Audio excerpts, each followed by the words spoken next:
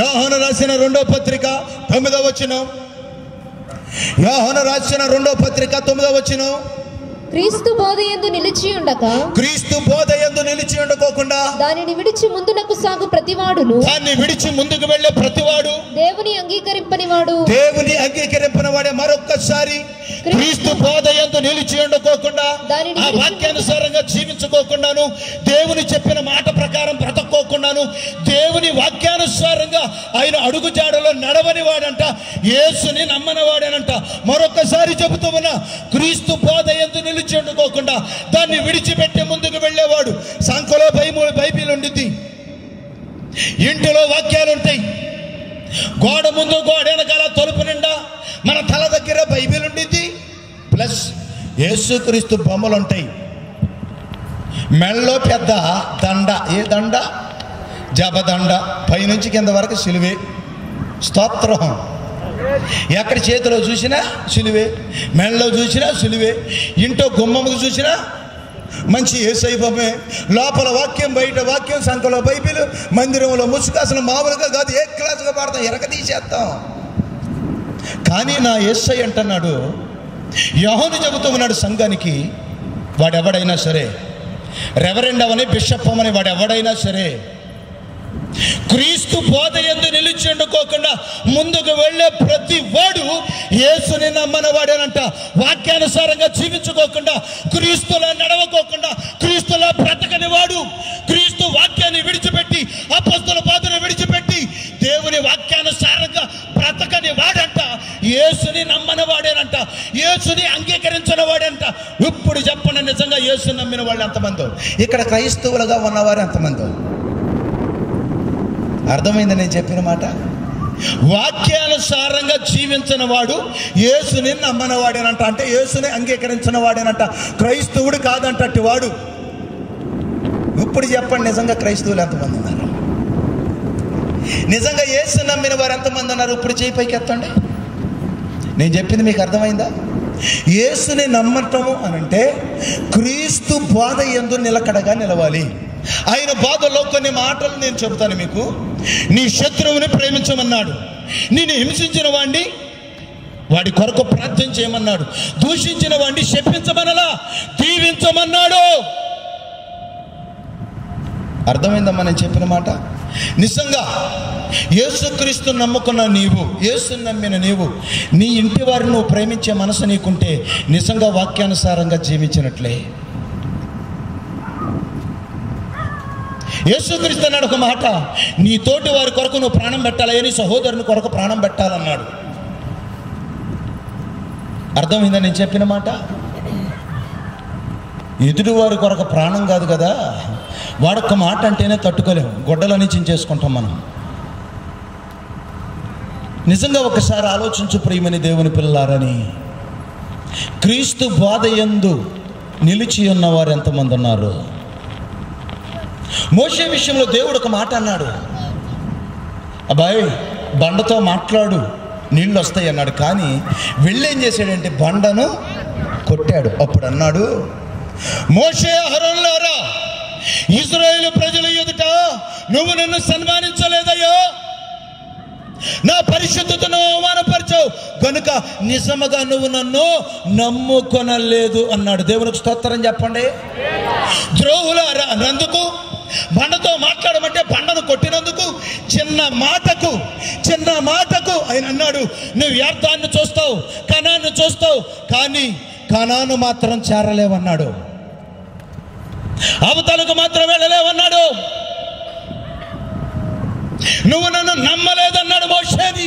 చిన్న లోపం, చిన్న దాని విషయంలోనే నువ్వు నన్ను నమ్మలేదన్నప్పుడు ఈ రోజులో మనం ఎన్ని విషయాల్లో తప్పిపోతున్నాం. దేవుని వాక్యానికి విరుద్ధంగా నీ బ్రతుకు ఎలా ఉంది? ఒక్కసారి నిన్ను నువ్వు తరికించుకో, నీకు నువ్వు ఆలోచించు. నిజంగా యేసుని నమ్మిన వారు ఎంతమంది ఉన్నారు? యేసులా మాట్లాడేవారు, యేసులా జీవించేవారు, యేసు అడుగు జాడలో ఆయన వాక్యానుసారంగా బ్రతికేవారు మాత్రమే యేసుని నమ్మిన వారంట. క్రీస్తు బోధ యందు నిలిచి ఉండుకోకుండా ముందుకు వెళ్ళే ప్రతి ఒక్కడు యేసుని నమ్మనవాడే, యేసుని నమ్మనవాడే, యేసుని అంగీకరించిన వాడే. ఇప్పుడు చెప్పండి, యేసుని నమ్మిన వాళ్ళు ఎంతమంది? చాలా కష్టం అండి. ఏదో పేరుకు మాత్రమే క్రైస్తవం అని. అయ్యా నీ పేరేంటి? నేను అబ్రహాం. ఈ మధ్యలో కొత్తగా తయారయ్యారండి. నేను మొన్న ఒక పేపర్లో చూసా, ఒక పోస్టర్లో పాంప్లెట్ వచ్చింది నాకు. అబ్రహాం రెడ్డి, దానియేలు చౌదరి, ఊరి మంద బద్దలవ్వు అని ఏంటి ఆ వెనకాల మళ్ళా తోక. ఇంకా కులగజ్జితో వెర్రవీగుతూ ఉన్న సావుకులు క్రైస్తవు నిజంగా చెబుతున్నానండి, వారికి నిత్య నరకాగ్నే కానీ పరలోక రాజ్యంలో చోటు లేనే లేదు. దేవునికి స్తోత్రం చెబుదాం. హల్లెలూయా. వారు ఎంతటి వారైనా సరే, బైబిల్లో ఎక్కడైనా కులాన్ని ప్రస్తావన చేశారా? వీళ్ళ వెనకాల తోకలు పెట్టుకుని సమాజంలో చలామణి అవుతూ తిరుగుతూ ఉంటే వాడు ఎవడైనా అవనై, వాడు ఎంతటి వాడైనా అవనై, దేవుని వాక్యానికి వ్యతిరేకంగా నడిచేవాడు యేసుని నమ్మనవాడే. స్తోత్రం చెబుదామా? హల్లెలూయా. ఇప్పుడు చెప్పండి, నిజంగా యేసు నమ్మిన వాళ్ళు ఎంతమంది ఉన్నారు? చాలా కష్టం అండి. ఆ రోజు దేవుని తోటలో ఆదాము అవ్వ దేవుని మీద తిరుగుబాటు చేశారు. తిరుగుబాటు చేయుట సోది చెప్పుటను పాపముతో ఆ రోజు మోషే మీద కోరహు, అబీరాము, దాతాను, ఓరు ఈ నలుగురు లేచి మోషేకి వ్యతిరేకంగా 250 మందిని తీసుకుపోయి పక్కన ఒక తాటేకులు గుడి చేసి ఒక డమ్ము తీసుకొచ్చి, ఒక కంచెని తీసుకొచ్చి మేమే సేవ చేద్దామని మొదలుపెట్టారు. ఈ లోపు దేవుని అగ్ని దిగింది, 250 మందిని తగలబెట్టేసింది. ఈ నలుగురిని, వారి సంతానాన్ని భూమి నెరవేర్చి మృంగేసింది. దేనికో తెలుసా? ఆ రోజు మోషేకి వ్యతిరేకంగా తిరుగుబాటు అనే పాపము చేశారు కాబట్టి 250 మంది నలుగురు పాతాళంలోకి వెళ్ళిపోయారు. దేవునికి స్తోత్రం చెప్పండి. హల్లెలూయా. ఆ రోజు దేవుని మీద తిరుగుబాటు చేసి దేవుని మాట వినని ఆదాము అవ్వ తోటలో నుంచి గెంటి వేయబడ్డారు. వారు చచ్చారు. మోషే మీద తిరుగుబాటు చేసిన 250 మంది కోరహు, అబీరాము, దాతాను, ఓను, వారు కూడా నాశనం అయిపోయారు. ఆ రోజు సేవకుని మీద తిరుగుబాటు చేసిన నలుగురు పాతాళంలోకి వెళ్ళిపోయారు. 250 మంది తగలబడిపోయారు. 2 చేతులు జోడించి మరి చెబుతున్న ప్రియమని దేవుని పిల్లారని, మీ సేవకుని మీద మీరు తిరుగుబాటు చేయొద్దు. అది మీకు జయము కాదు, అపజయమే. అది మీకు దీవెన కాదు, శాపమే. ఒకవేళ నీ సేవకుడు ఏదన్నా చేస్తూ ఉంటే తగిన తీర్పు దేవుడు తీరుస్తాడు. అంతేగాని నీకు నువ్వే తీర్పు తీర్చొద్దు, నీకు నువ్వే తిరుగుబాటు చెయ్యొద్దు, కొనగొద్దు, సొనగొద్దు, లేనిపోయి కొని తెచ్చుకోవద్దు. ఆ రోజు మోషే మీద, అహరోను మీద ఇశ్రాయేలు ప్రజలు సనిగి కొడిగి అరణ్యములో కొప్పల తెప్పలుగా శవాలు రాలిపోయినాయి. దయచేసి నేను మీకు 2 చేతులు జోడించి మరి చెబుతున్నా, ఎచ్చాడవని పిచ్చాడవని. ఈరోజు చాలా మంది మాట్లాడుతూ ఉన్నారు, అరే టీవీలో వచ్చి ఆయన చాలా బాగా చదువుతాడు, మా అయ్యగారు కన్నా. ఏంటి మీ అయ్యగారు కన్నా? మీ అయ్యగారు చేసినట్టు ప్రార్థన ఆ అయ్యగారు చేస్తాడా? నువ్వెప్పుడన్నా చూసేవా? ఏదో సొల్లు మాటలు, పనికిమాల మాటలు, డబ్బులు గుంజుకోవడానికి, డొనేషన్ గుంజుకోవడానికి ఏదో 4 మాటలు చెప్పి, మొన్న ఒక ఆయన అంటున్నాడు, అడ్డాడ క్రీస్తు రాయిబారి కొత్తగా అవతారం ఎత్తాడు. అంతకుముందేం గెడ్డం ఏదో ఉండేది. ఇప్పుడు మొత్తం గొరిగేసి నున్నగా తయారయ్యి గోని పట్ట వేసుకుని బూడిద పోసుకుని బూడిదలో డొల్లాడతా, మీ కొరకు నేను ప్రార్థన చేస్తాను, కొన్ని వారాల నుంచి నేను టీవీలో ప్రసంగిస్తున్నాను, ఒక్కరన్నా టీవీ ప్రోగ్రాంకి 1000 రూపాయలను స్పాన్సర్ చేయరేటి, నేను ఎట్టా చేయాలి? నీ దగ్గరుంటే చేయలేదా మాని? నీ దగ్గరుంటే చేయలేదా మాని? ఆ రోజు నా ప్రభు అయిన యేసుక్రీస్తు, అపొస్తలులైన పౌలు శిష్యులు ఎవడ దగ్గర చెయ్యి చాచలా. ఉంటే తిన్నారు, లేకపోతే పస్తున్నారు. ఉంటే తిన్నారు, లేకపోతే పస్తున్నారు. దేవుని కొరకు వారు హతసాక్షులుగా మార్చబడ్డారు. తినడానికి తిండి లేకపోయినా, కట్టుకోవడానికి వస్త్రం లేకపోయినా, వండడానికి ఇల్లు లేకపోయినా సరే దేవుని కొరకు, దేవుని సేవలో యాగమైపోయారు. ఎవడి దగ్గర చెయ్యి చాచలా. చప్పట్లు కొట్టి దేవుని నామమున మహిమపడతాం. ఏటయ్య గారు ఎట్ట చెబుతాడు? అవును, ఆ మోసములో మీరు మోసపోకూడదని నా తపన. ఈరోజు చాలా మంది వారి సంఘాలను విడిచిపెట్టి ఎక్కడికక్కడికో పరుగులు తెస్తున్నారు. అడ్డాడని ఒకడో, కాకనని ఒకడో, తంబి గారి దగ్గరికి ఒకడో, అబ్బో ఒకచోట కాదండి, సిద్ధాంతం అని ఒకడో, హైదరాబాద్ ఒకడో, టెంపుల్కి ఒకడో, ఎక్కడెక్కడికో పరుగులు తెస్తున్నారు. ఏమండి ఆడు నీ కొరకు ప్రార్థన చేస్తాడా? ఏదో నెత్తి మీద చేసి ప్రార్థన చేస్తాడు. ఆఖరికి నేనైనా సరే ఈ మీటింగ్ అయిన తర్వాత నేను ప్రార్థన చేస్తా, కానీ నిత్యమే మీ కొరకు నేను చేస్తాను. నిజం చెప్పనమ్మా, ఉండ విషయం చెబుతున్నాను నేను. మీరు వస్తే మీ రోగం కొరకు మీరు ఇక్కడ నిలబడితే చేసి ప్రార్థన చేస్తా, ప్రభా ఈ బిడ్డను దీవించి ఆశీర్వదించి ఆవిడకున్న రోగం వారి కుటుంబంలో ఉన్న సమస్య నుంచి విడిపించని. నేను మరలా వెళ్ళిపోతా. నీ కొరకు ప్రార్థన చేసేది ఎవరు? రోజు నీ కొరకు ఏడ్చేది ఎవరు? అయ్యలారా, నీ సేవకుడు. దేవుని నామానికి మహిమ కలుగును గాక. హల్లెలూయా, హల్లెలూయా. తిరుగుబాటు చేయుట సోది చెప్పుటను పాపముతో సమానం కనుక తిరుగుబాటు చేయొద్దు దయచేసి. మరొక మాటను చూపిస్తా. పరిశుద్ధ గ్రంథంలో మొదటి సమయాలు మొదటి గ్రంథం 12వ అధ్యాయము 23వ వచనం. నా మట్టుకు నేను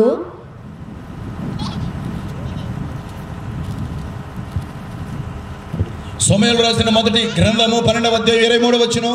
నా మట్టుకు నేను మీ నిమిత్తము ప్రార్థన చేయుట మానుట వలన యెహోవాకు విరోధముగా పాపము చేసిన వాడనగుదును. దేవునికి స్తోత్రం చెబుదామా? హల్లెలూయా. సమయాలు మాట్లాడుతూ ఉన్నాడు. ఏమనంటే, మీ కొరకు నేను ప్రార్థన చేయకపోతే అది పాపం, నేను ప్రార్థన చేయకోకుండా ఉండుట అది పాపం. ఆ మాటను బట్టి ఈ రాత్రి నేను మీకు తెలియపరిచేది ఏంటంటే, యేసుక్రీస్తును నమ్మిన నీవు, రక్షించబడి మారుమనసు పొంది బాప్తిసం తీసుకున్న నీవు, ఒక్కసారి ఆలోచించండి, రోజుకి ఎన్ని గంటల ప్రార్థన చేస్తున్నారు? ఈరోజు ఉన్న క్రైస్తవ్యంలో అసలు ఆ ప్రార్థన అనే మాట ఉందా? ఎన్ని గంటల సేపు పాటలు పాడినా ఆరాంగి అంటారు, పాడతారు. ఎన్ని గంటల సేపు వాక్యం చెప్పినా వింటారు, చెప్పేవాళ్ళు కూడా ఉన్నారు. కానీ ప్రార్థన చేసే గుంపేది? ప్రార్థన చేసేవారు ఎక్కడున్నాడు? ఆ రాత్రి అంతా యాకోబు దేవుని సన్నిధిలో పెనుగులాడి, నీవు నన్ను నిశ్చయంగా దీవించే వరకు నేను నిన్ను విడిచిపెట్టనని రాత్రంతా ఆల్ నైట్ ప్రార్థన చేశాడే. దేవుని పట్టుకుని విడిచిపెట్టలేదే. ఇలా దేవుని సన్నిధిలో ప్రార్థించేవారు ఎక్కడున్నారు? ఇలా ప్రార్థన చేసేవారు లేరు. కాబట్టి ఈ రోజులు ఎక్కడున్నా ఏ కుటుంబంలో నేను నెమ్మదలేదు. రోగముతోనూ, వ్యాధితోనూ, బలహీనతతోనూ, జగడాలతోనూ, కొట్లాటలతోనూ, సమాధానం లేక భయంకరమైన బలహీనతల చేత, ఏదో ఒక సమస్య చేత కుటుంబాల్లో నెమ్మది, సమాధానం లేదు. మొన్న ఒక తల్లి వచ్చి అంటుంది, అయ్యా నా కొడుకు నా మాట వింటలేదయ్యా. ఎందుకు వింటలేదమ్మా? వాడిని మంచిగా చదివించాను, కూలీ నాలి చేసి నేను తినుకో, భర్త లేకపోయినా తండ్రి లేకపోయినా వాడికి తండ్రి లేని లోటు నేను తీర్చానయ్యా. 4 ఏళ్ళకి వెళ్ళి పాసి పని చేసి వాడిని పెంచానయ్యా. వాడు ఈరోజు ఒక ఉన్నతమైన స్థితికి వెళ్ళాడయ్యా. కానీ వాడికి పెళ్ళయిన తర్వాత నా మాట వింటలేదయ్యా. పెద్దోడు అలాగే ఉన్నాడు, చిన్నోడు అలాగే ఉన్నాడయ్యా. వాడు వింటలేదు, వీడు వింటలేదయ్యా. నేనంటాను, నిజంగా వాడు వింటలేదు, వీడు వింటలేదు, ఇద్దరు వింటలేదు. ఈ అమ్మగారు మాత్రం సంవత్సరానికి ఒకసారి ప్రార్థనకి వెళ్ళిద్ది. సంవత్సరానికి ఒకసారి. ఎప్పుడది పైన స్టార్ ఇంటో బారు, పైన స్టారు ఇంటో బారు. ఏ పండుగ అది చెప్పండి, గట్టిగా చెప్పండి. దొంగతనం చేసేవాడు ఇంటి మీద స్టారే, వ్యభిచారం చేసేవాడు ఇంటి మీద స్టారే. అప్పుడు సున్నం కొట్టేస్తాడు, బూదులు పెడతాడు ఇంటి నిండా. మామూలుగా కాదు, చుచ్చుబుట్లు, కాకరొత్తులు. పైపెచ్చు యేసు పుట్టాడు అన్న రోజు మామూలుగా కాదు అసలు. 4 బాటిల్ ఎత్తేస్తారు. అంటే యేసయ్య పుట్టింది తాగుడు నుంచి నేను విడిపించడానిక, పాపం నుంచి విడిపించడానిక, లేకపోతే తాగి పశువులాగా డొల్లాడడానిక? యేసయ్య పుట్టింది అందుక. సంవత్సరానికి ఒక రోజు వెళ్ళిద్దండి ప్రార్థనకి, అది పండక్కి. ఎందుకనుకున్నారు? ఈ అమ్మగారు వయ్యారం అంతా చూపించాలి. ఆవిడ కొనుక్కున్న 10,000 రూపాయల చీర చర్చిలో ఉన్న వాళ్ళందరూ ఇది బాగుంది, ఎక్కడ కొన్నా అని అడగాలి. దానికోసమే పోయేది. నన్ను చూడు, నా జోకు చూడు, నా అందం చూడు అన్నట్టుగా సంవత్సరానికి ఒకసారి వెళ్ళిద్దండి. ఈ రోజుల్లో మందిరాలు ఎట్ట తయారయ్యి నీకు తెలుసా? ఇక్కడ మీరంతా చాలా మంచివాళ్ళే. మా హైదరాబాద్ ప్రాంతంలో మాత్రం ఆ చర్చిల్లో ఉన్న వేషధారను చూస్తే ఒక తేవ జుట్టు కుతుకులో కట్ చేసుకుని ఇది జుట్టు ఉండదు. ఒక అమ్మగారికి ఏమో వెనకాల ఈ వెనకాల ఏముండదు, ఒక అమ్మగారికి ఏమి చేతులు ఉండవు, అదేమంటే స్లీవ్లెస్ బన్నీలు అట్ట కొత్తగా వచ్చేసినాయి. మరీ దారుణం అండి. ఒక అమ్మగారు ఏమో జుట్టంతా ఎరపోసేసింది. నా చిన్నప్పుడు అనేవాళ్ళు, ఏయ్ తలస్నానం చెప్పి బయటికి వెళ్ళమాక, ఈదులోకి వెళ్ళమాక అనేవాళ్ళు. కానీ ఇప్పుడు అక్కడికి పోయి లేని పోయి లంకించుకొస్తున్నారు. అంతే కదండి. ఒకప్పుడు ఊరిలో మనం చూసేవాళ్ళం, అమ్మోరు పూనింది అనేవాళ్ళు. ఆవిడకి అమ్మోరు వచ్చిందంట అని అనేవాళ్ళు. యాప్ మంటలు పట్టుకుని ఊగుతూ ఉండేది. అమ్మోరు పువ్వుని ఆవిడ ఎలా ఉండిద్ది? జుట్టు చెప్పండి, మాట్లాడరేటండి, జుట్టు ఎరబో చేసుకునేది.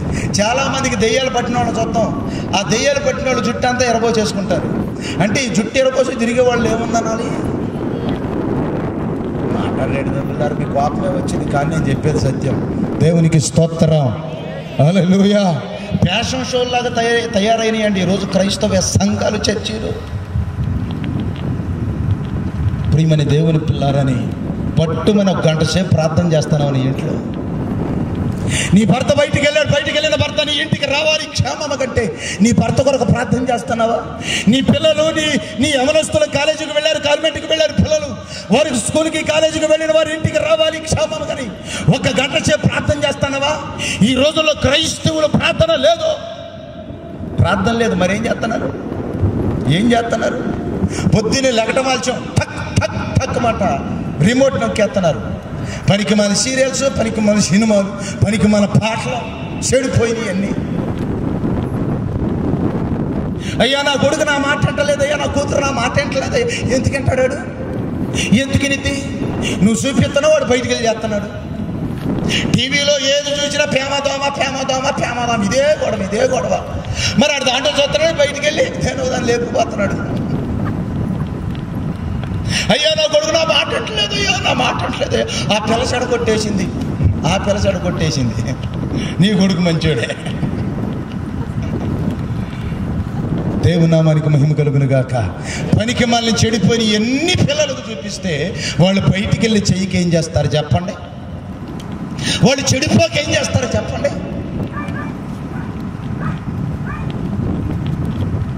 దేవుని నామానికి మహిమ కలుగును గాక. హల్లెలూయా. బిగ్గరగా రెండు చేతుల పైకెత్తి దేవుని నామాన్ని స్తోత్రిద్దాం. అందుకని ఇర్మియాలో 9వ అధ్యాయంలో ఉండిద్ది, మీ అందరికీ తెలిసిన విషయమే. వీధుల్లో పసిపిల్ల లేకుండానట్లును, రాజమార్గంలో ఎవరిని లేకుండానట్లును మరణమంట కిటికీలు ఎక్కుతుందంట. అందుకు దాని ముందేమంటాడంటే, స్త్రీలారా యెహోవా మాట వినుడి, అంగలార్చే స్త్రీలను పిలవండి, రోధించే పిల్లలను స్త్రీలను పిలవండి.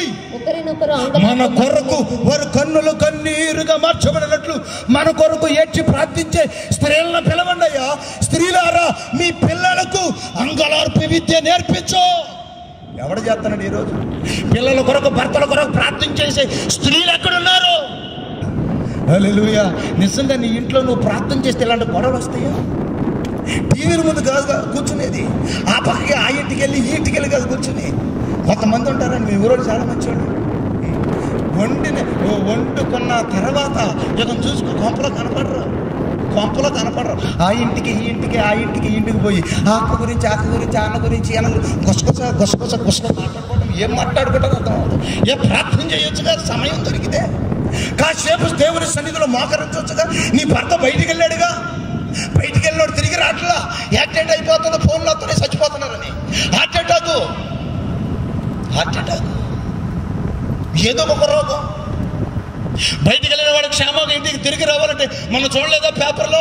నారాయణ కాలేజ్ కొడుకు, నారాయణ కాలేజ్ ప్రొపరేటర్ కొడుకు 2,50,00,000 కారు కొనిచ్చాడు. అమాంతంగా కారు ఉంది కదని స్పీడ్గా వెళ్ళిపోయాడు, కొట్టేశాడు పిల్లల్ని, అక్కడికక్కడ చచ్చిపోయాడు. వాడితో పాటు మరొకను చంపేశాడు. ఏమండి, మీ పిల్లలు బయటికి వెళ్ళిన వారు క్షేమంగా ఇంటికి రావాలంటే, నీ భర్త బయటికి వెళ్ళిన వాడు క్షేమంగా ఇంటికి తిరిగి రావాలంటే, మొన్న ఒకళ్ళు ఫోన్ మాట్లాడుతూ ఉన్నారండి తోటలో. ఈలోపు ఉరుములో వర్షం పడిందండి. ఈడు ఫోన్ మాట్లాడుతూ ఉన్నాడు, పిడుగుపడేసరికి అక్కడికక్కడే ఈ ఫోన్లో ఉన్న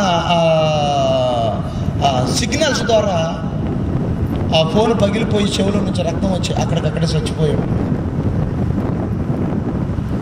మరి నా దగ్గర కొన్ని వీడియోలు ఉన్నాయి. దేవుని చిత్తమైతే ఈసారి వచ్చినప్పుడు తెరకట్టి చూపించాలనే ఆలోచన అన్నమాట. మన ఈ మధ్య పెళ్ళి అయ్యింది. ఎక్కడయ్యా? జానపాలు ఉన్నాడు ఇక్కడ. మన ఈ మధ్య పెళ్ళయిందో ఒక ఆయనకి, మంచిగా పెళ్లి చేసుకున్నాడు. పెళ్లి చేసుకున్న తర్వాత ఊరేగింపు ఉండేది కదా, ఆ ఊరేగింపులో బయటకు వస్తూ ఉన్నారు. బయటకు వచ్చి పెళ్లి కొడుకుని ఊరేగిస్తూ ఉన్నారు. ఊరేగిస్తూ ఉండగా ఆ పెళ్లి కొడుకు ఫ్రెండ్ ఒకడు ఆ పెళ్లి కొడుకుని నెత్తి మీద ఎక్కించుకున్నాడు, భుజాల మీద ఎక్కించుకుని ఫ్రెండ్స్ అంతా డ్యాన్స్ చేస్తూ ఉన్నారు. డ్యాన్స్ చేస్తున్నారు. ఈ భుజాల మీద ఉన్న పెళ్లి కొడుకు కూడా డ్యాన్స్ చేస్తూ ఉన్నాడు. పైన కూర్చుని డ్యాన్స్ చేస్తూ ఉన్నాడు. అమాంతంగా ఎరగ తీసుకుపడిపోయాడు. లేపుతుంటే లేకట్లా. ఏమొచ్చిందంటే హార్ట్ అటాక్ వచ్చింది. పెళ్ళైన కొద్ది గంటలకేనండి. ఎంత ఘోరం అండి, ఎంత ఘోరం. ఇలాంటి మరణాలు నీ బిడ్డలు చూడకోకుండా ఉండాలి అంటే, ఇలాంటి మరణాలు నీ కుటుంబంలో సంభవించుకోకుండా ఉండాలి అంటే, ఓ స్త్రీలారా మీ పిల్లల కొరకు ఏం చేయమంటున్నాడు దేవుడు? ప్రార్థన చేయమంటున్నాడు. ప్రార్థన చెయ్యకపోవటం కూడా సమయంలో ఏమంటున్నాడు? పాపమే. ఈరోజు నువ్వు ప్రతి దినము ఏడుస్తున్నావంటే, ఈరోజు నీ భర్త మారలేదంటే, ఈరోజు నీ కొడుకు మారలేదంటే, నీ కూతురు మారలేదంటే, మార్పు చెందిన నీలో మార్పు లేదు కాబట్టి, మార్పు చెందిన నీలో ప్రార్థన లేదు కాబట్టి, నీ ఇంట్లో ప్రార్థన దూపము లేదు కాబట్టి శోధన విలయతాండమాడుతుంది. నీ కుటుంబంలో ఉన్న పరిస్థితులు చక్కదిద్దబడాలి అంటే, నీ కుటుంబంలో ఉన్న పరిస్థితులు సరి చేయబడాలి అంటే, నీ కుటుంబంలో వేదన, దుఃఖము, సంతోషం లేక పరిస్థితులన్నీ సంతోషకరంగా మార్చబడాలి అంటే, నా దేవుడు మాట్లాడుతున్నాడు. ఈ రాత్రి శిష్యులతో అన్నాడు, శోధనలో ప్రవేశించుకున్నట్లు మెలకువగలిగి చెప్పండి. చేతులు కాలకు మునిపే ఆకులు, చేతులు కాలకు మునిపే మొత్తం అంత అయిపోయిన తర్వాత, ఇల్లంతా ఆరిపోయిన తర్వాత కళ్ళు తెరుచుకుంటే ప్రయోజనం ఉండదు. కాళ్ళు చేతులు పడిపోయా ప్రార్థనకు రా రా రా అని ఎంతమంది ఎన్ని రకాలుగా ఎన్ని సువార్త సభల ద్వారా చెప్పించిన విన్నవాడు కాలు చేయి పడిపోయి మంచంలో పడిపోయిన తర్వాత ఇది మంచంలోనే వెళతా ఉంటాడు. అప్పుడు అయ్యా నా కొరకు ప్రార్థన చేయవా? కాలు చేయి బాగున్నప్పుడు రమ్మంటే రాలేదుగా. ఇప్పుడు కాలు చేయి పడిపోయిన తర్వాత, లారీ కింద పడిపోయి కాలు ఇరిగిపోయిన తర్వాత అయ్యా నా కొరకు ప్రార్థన చేయవా? ఏదో అయిపోయిన తర్వాత, పరిస్థితులని తిరగమారిపోయిన తర్వాత, గంటల గారికి ఫోన్ చేసినప్పుడు వచ్చింది. ఎప్పుడు వచ్చింది అది? చెప్పరేటి? ఏమంటే మా ఊరిలో వాము తగలడిపోతుంది అని ఫోన్ చేసామనుకోండి, మొత్తం బూడిదైపోయిన తర్వాత వచ్చింది అది. మొత్తం అయిపోయిన తర్వాత, అవునా కదా? మొత్తం ఆరిపోయిన తర్వాత ఏంటి ప్రయోజనం ఉంది? నీ కుటుంబం అంతా శిథిలమైపోయిన తర్వాత, నీ కుటుంబం చెడిపోయిన తర్వాత, నీ బిడ్డలు పాడైపోయిన తర్వాత, నీ భర్త భయంకరంగా లోకంలో చెడిపోయిన తర్వాత నువ్వు కళ్ళు తెరుచుకుని ప్రార్థన చేస్తే ప్రయోజనం ఉంది? ఆ పరిస్థితుల రాకమునిపే కళ్ళు తెరుచుకుని దీపముండగానే ఇంటిని చక్కబెట్టుకో. దేవునికి స్తోత్రం. బిగ్గరగా చూద్దాం హల్లెలూయా. ఈ రాత్రి ప్రియమైన దేవుని పిల్లలారని, నీ కుటుంబంలో ఇంకా శోధన, యేసు నమ్మే బాప్తిసం తీసుకున్న మారు మనసు పొందావు, ప్రభు బలలో పాల్గొంటున్నావు, కానీ నీ కుటుంబంలో ప్రతిరోజు ఏడిపే గల కారణం ఏంటో తెలుసా? నీ ఇంట్లో ప్రార్థన లేదు.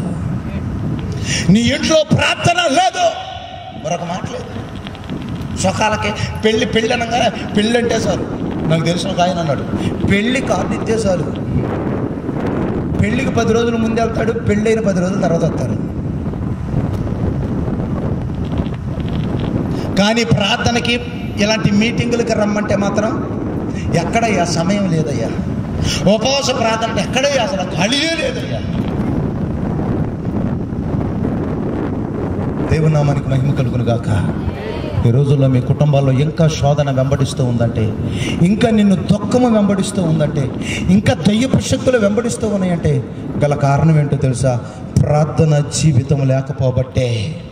ఎందుకు మీ మధ్యలో అక్కడ వీడియో తెలిసినట్టు చూసారండి, ఆయన పేరు యేసురత్నం గారు. ఆయనకి పెద్ద కంపెనీ ఉంది. దగ్గర నెలకి 5 లక్షల జీతాలు ఇస్తాడు వారి కుర్రోళ్ళకి. వాళ్ళ కంపెనీలో తయారయ్యాయి ఏంటంటే రైలు ఇంజిన్స్ తయారవుతాయి. రైలు ఇంజిన్లు తయారవుతాయి.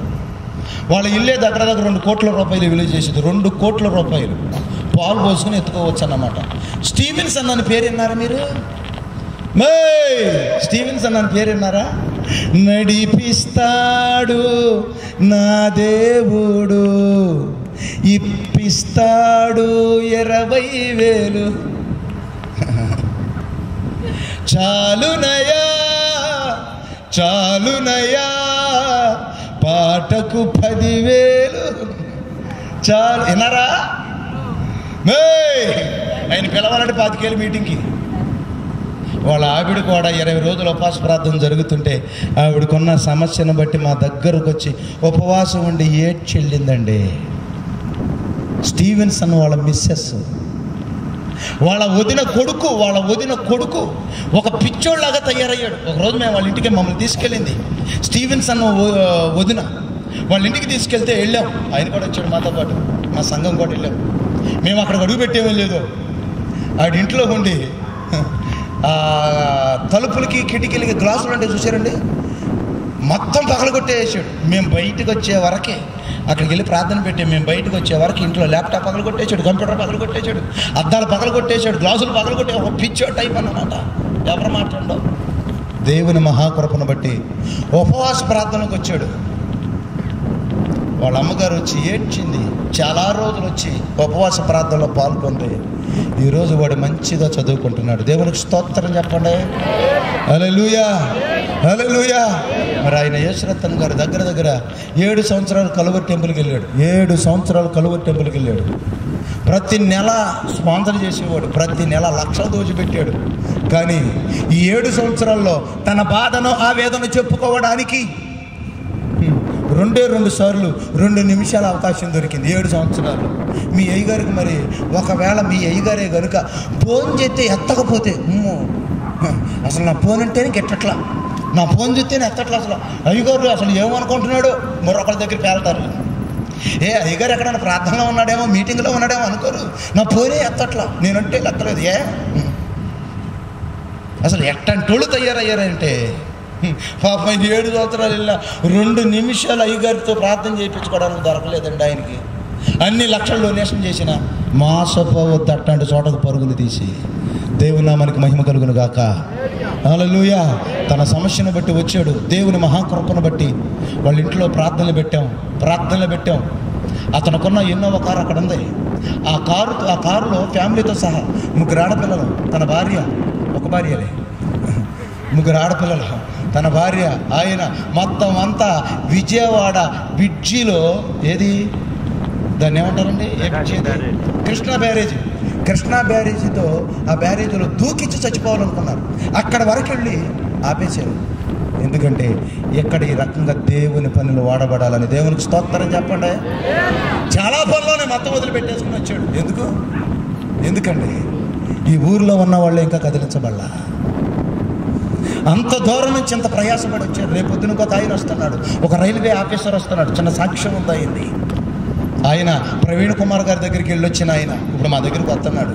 దేవునికి స్తోత్రం. చాలామంది అనుకుంటారు దూరపు కొండ నునుపు, అక్కడ ఏదో ఉందంట. అమెరికా నుంచి ఒకడు గేదె తీసుకొచ్చాడట. ఆ గేదె తీసుకొస్తే ఒకడు అనుకున్నాడంట, అరే అది పేడట్టేసింది అని అనుకున్నాడంట. టక్కమంట కొంతమందిని తీసుకుని వెళ్ళాడు గేదె దగ్గరికి. అమెరికా నుంచి తీసుకొచ్చిన గేదె అది ఎట్టేసింది, మన గేదెలాగానే వేసింది అది కూడా. కొంతమందికి ఎట్టాగే అక్కడ ఏదో జరుగుతుంట, ఏదో గంట అక్కడికి వెళ్తే ఎట్టాగంట. మోసపోవద్దు క్రైస్తవులారా. నీ ఇంట్లో, నీ సంఘంలో, నీ సేవకునికి శ్రమ వచ్చిందా, ఇబ్బంది వచ్చిందా చెప్పి ప్రార్థన చేయించు. ప్రతిరోజు ప్రార్థన చేయి. నీ కుటుంబంలో ఏ సమస్య ఉందో చూద్దాం. ప్రార్థన లేకపోబట్టే నీ కుటుంబంలో దయ్యపు శక్తులు ఏలుబడి చేస్తున్నాయి. ప్రార్థన జీవితం లేకపోబట్టే నీ కుటుంబంలో నీ బిడ్డలు నీ మాట వింటలేదు. నీ కుటుంబంలో ప్రార్థన లేదు కాబట్టి నీ భర్త ఇంకా పాపంలోనే ఉన్నాడు. అందుకేనంటూ ఉన్నాడు సమయంలో పాపము చేయకపోవటం, ప్రార్థన చేయకపోవటం కూడా ఏంటది చెప్పండి, పాపం. దేవునికి స్తోత్రం. హల్లెలూయా. మరొక మాట నేను జ్ఞాపకం చేసి నేను ముగిస్తానండి. మరొక మాట, యోహాను సువార్త, యోహాను రాసిన మొదటి పత్రిక 3వ అధ్యాయము. యోహాను రాసిన మొదటి పత్రిక 3వ అధ్యాయము యోహాను రాసిన మొదటి పత్రిక. బైబిల్ ఉన్న వాళ్ళందరూ తెరిచి చూడండి. ఈ మధ్యకాలంలో ఫోనుల్లోనే బైబిల్ తెచ్చుకుంటున్నారు. అట్లాంటి వాళ్ళకి 2 వందనాలు చెబుతున్నా. యోహాను రాసిన మొదటి పత్రిక 3వ అధ్యాయము 15వ వచనం. తన సహోదరుని ద్వేషించువాడు, తమ సహోదరుని ద్వేషించేవాడు నరహంతకుడు. నరహంతకుడు. ఏ నరహంతకుని యందు నిత్య జీవం ఉండదని మీరు నిత్య ఎరుగుదురు. జీవము లేదు. ఏ నరహంతకుని యందు నిత్య జీవము లేదు. ఈ మాటను జ్ఞాపకం చేసుకోండి ప్రియమని దేవుని పిల్లారని. కొద్ది మాటలు జాగ్రత్తగా వినండి. ఈ మాటను బట్టి సహోదరుణ్ణి ద్వేషించేవాడంట నరహంతకుడు, మట్రిస్ట్ అంట. నీ పక్కనున్న స్నేహితుని ద్వేషించేవాడు, నీ పక్కనున్న ఇంటి వారిని ద్వేషించేవారు, వాడు నరహంతకుడు అంట, అంటే మట్రిస్ట్. అలాంటి వాడంట ఎక్కడున్నట్లు